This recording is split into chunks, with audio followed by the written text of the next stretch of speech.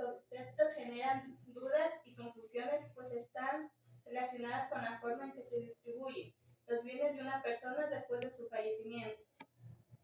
Por esta razón, hoy contamos con la presencia del Dr. Luis Cuenca, quien nos ayudará a aclarar estos aspectos legales, explicando de manera sencilla cómo funcionan ambos tipos de sucesión, cuáles son sus diferencias y procedimientos que se deben seguir en cada caso. Doctor, para comenzar, ¿nos podría explicar de manera sencilla cuál es la diferencia entre la sucesión intestada y la sucesión testamentaria? Buenas tardes, chicos y chicas. Los felicito por tener estas iniciativas que de alguna manera contribuyen al desarrollo de la academia en su centro de estudios y obviamente con las situaciones que conllevan esta temática. Es necesario señalar que todos los jóvenes tienen en su proceso de conocimiento que adquirir los aprendizajes, unos en el aula y otros tienen que hacerlos de manera individual. La profesión del abogado, chicas, es de permanente actualización, de permanente conocimiento. No es una profesión sencilla, pero hay que seguir avanzando. A ver, respecto a esta inquietud, el Código Civil nos establece de que la sucesión se produce respecto a cuando una persona fallece, ¿no es cierto? Entonces los bienes que esa persona adquirió durante su existencia son distribuidos o pasan a manos de un tercero.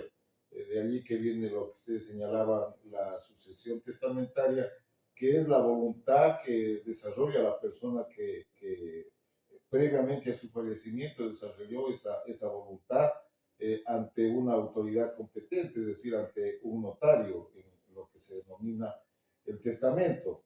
Y en cambio la sucesión intestada es la que está fortalecida o más bien requiere de la ley para que se lleve a ejecución. Por ejemplo, una persona que no dio su testamento en vida tiene que hacerse un proceso de inventarios, que obviamente eso está dentro de la materia civil, dentro de lo que establece el Código Civil, cumplir cada uno de los procedimientos. Eso en sí sería el eje central de las dos diferencias de la sucesión testamentaria y la sucesión intestada. La una, voluntad expresa, la testamentaria, y la otra, que tiene que acudir ante la ley, ante la autoridad, para que los bienes del fallecido sean distribuidos de manera o de conformidad a la ley. Muy amable. La siguiente pregunta sería, ¿cuál es la función principal del testamento dentro del derecho sucesorio? ¿Y cuáles son los requerimientos mínimos que deben cumplir para que sea válido ante la ley? Ya, a ver, ahí en ese sentido, el testamento tiene una vigencia, se convierte en primera instancia en un documento privado, es decir, la voluntad que tiene la persona que es dueña de esos bienes para dejarles a determinada persona, que bien podría ser sus herederos o cualquier otra persona que esta persona o el que va a entregar el testamento lo considere. Ahí no hay ninguna situación de impedimento porque es la voluntad de esa persona. Pero obviamente para que exista esa voluntad tiene que desarrollarse un sinnúmero de requisitos. Por ejemplo, estar capacitado mentalmente, no tener una influencia de terceros para que esa persona entregue a determinada persona esos bienes, ¿no es cierto? Tiene que existir la presencia de testigos, que son las personas que ayudan mediante su visualización y mediante su testimonio a verificar que se ha cumplido con todas las formalidades que establece la ley y que se expresa la voluntad del testador.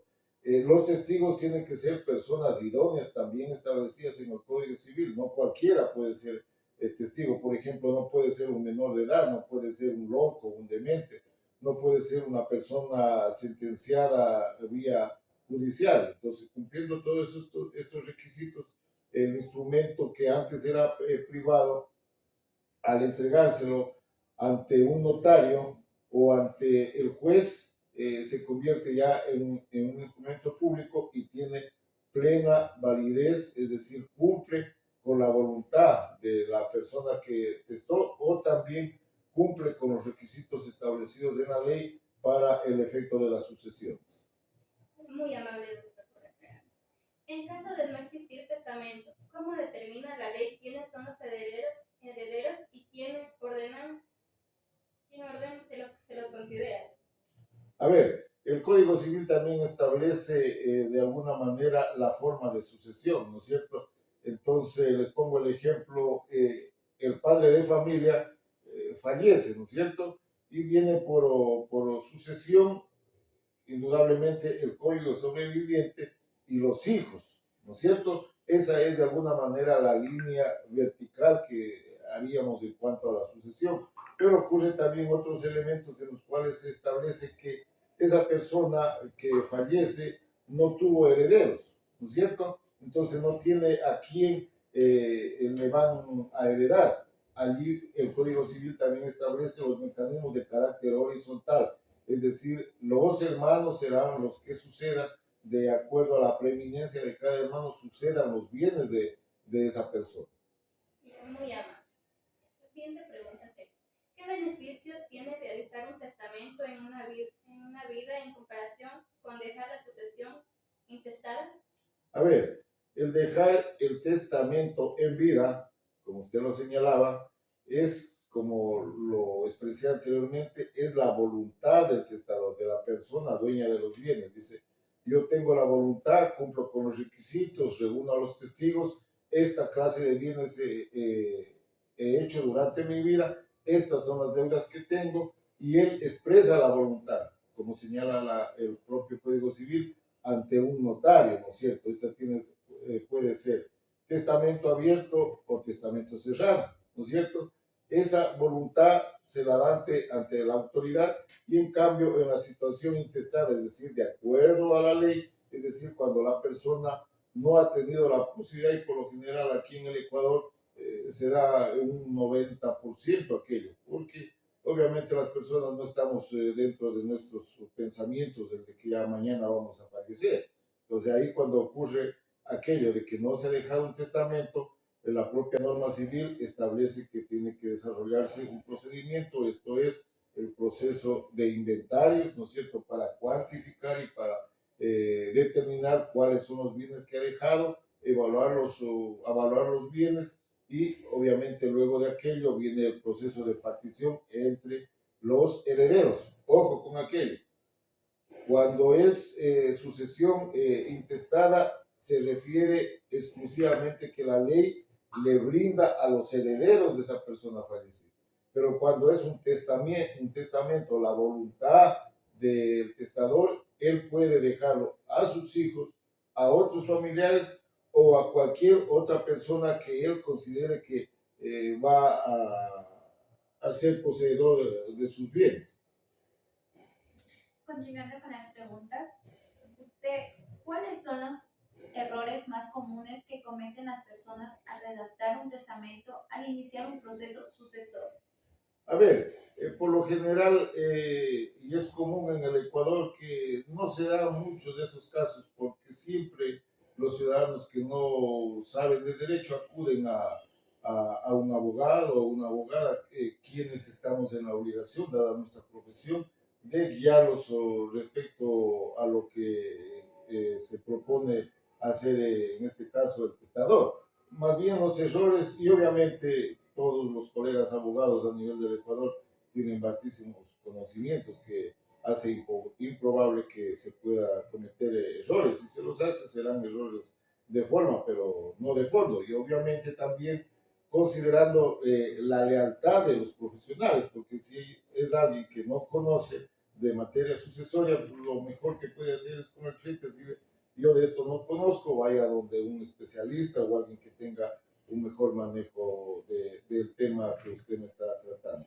Ahora, los errores sí diríamos son de bulto cuando la persona no acude ante un profesional. Es decir, dice, bueno, yo voy a hacer el listado de los bienes, cojo, escribo en la computadora, lo imprimo, eso lo pongo, como voy a hacer testamento cerrado, lo imprimo, lo pongo en un sello y lo voy a dejar donde el notario con la presencia de 3 testigos. Entonces allí sí pueden ocurrir errores, ¿no es cierto? No solo de forma, sino de fondo. Por ejemplo, hay un error en cuanto a determinar o individualizar los bienes, ¿no es cierto? O pueden existir errores en cuanto a determinar cuáles son los bienes activos y cuáles son los bienes pasivos.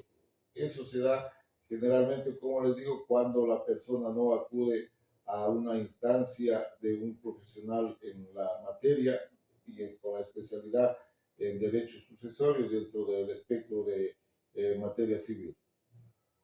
¿Ya? ¿En qué casos un testamento puede ser impugnado y qué consecuencias legales puede tener? Cuando se ha incurrido en el no cumplimiento de los requisitos que había señalado, es decir, la presencia de testigos, de que la persona que testó esté en plenas capacidades, exprese su voluntad, de que no tenga una fuerza mayor, una fuerza irresistible. Entonces, si no se cumplen estos requisitos y obviamente el presentar ante la autoridad competente, al no cumplir estos requisitos, se vuelve nulo todo el acto que ha desarrollado ese testador y allí obviamente puede ser impugnado por las personas interesadas. ¿Cuáles van a ser las personas interesadas en este asunto de los bienes del difunto? Obviamente los familiares, de manera mucho más directa los hijos, la cónyuge.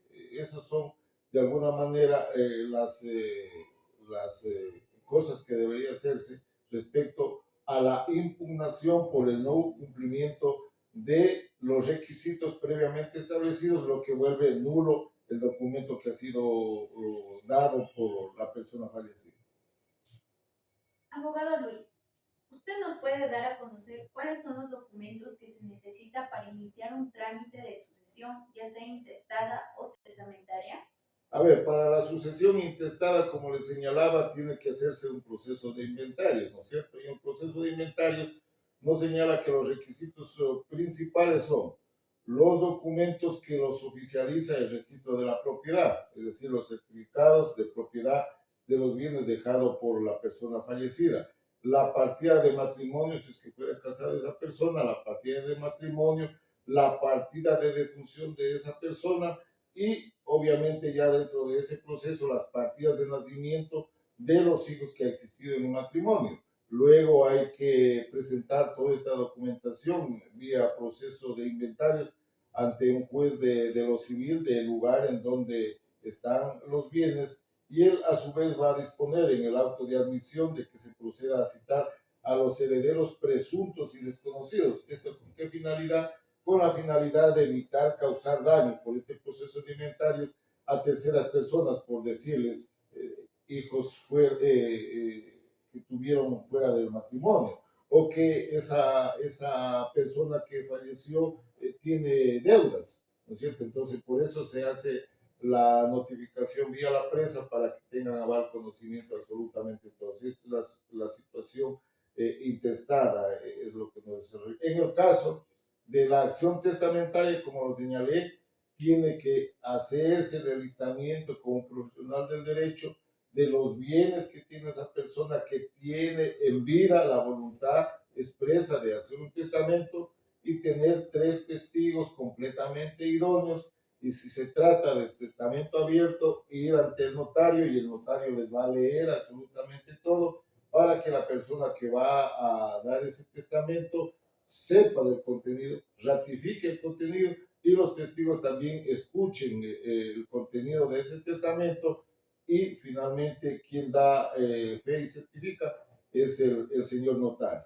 En el caso de los testamentos cerrados se actúa de la misma manera, pero con la diferencia de que los testigos no abocan conocimiento del contenido de ese testamento, porque como su palabra mismo lo indica, es un testamento de carácter cerrado, es decir, se lo abrirá posterior a la muerte del testador. Culminando con las preguntas, ¿qué recomendaciones nos daría para planificar adecuadamente una sucesión y evitar conflictos familiares? Cumplir con la ley, saber determinar, en primer lugar, partir no del hecho de los bienes, de la normativa, sino partir del hecho de una familia bien estructurada, ¿no es cierto?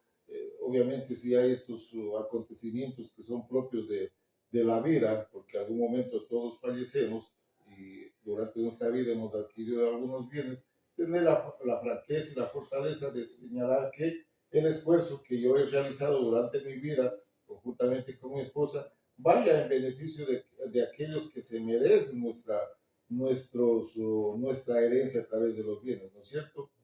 Como digo, hay casos en los cuales se ha tenido hijos fuera del matrimonio, también ser responsables y determinar con exactitud y señalar a qué personas también se desearía que esos bienes pasaran también para que ellos de alguna manera disfruten el esfuerzo que ha realizado en vida la persona que deja, sea testamento o sea la vía intestada, los bienes que los obtuvo durante su paso por este planeta. Agradecemos profundamente al doctor Luis Cuenca por su tiempo y por su claridad con la que nos ha ayudado a comprender temas tan importantes como la sucesión intestada y la sucesión testamentaria. Esperamos que esta información haya sido útil para todos quienes nos acompañan. Gracias por su atención y por formar parte de este espacio. Con esto damos por concluida la entrevista. Ya, sí. Eso ya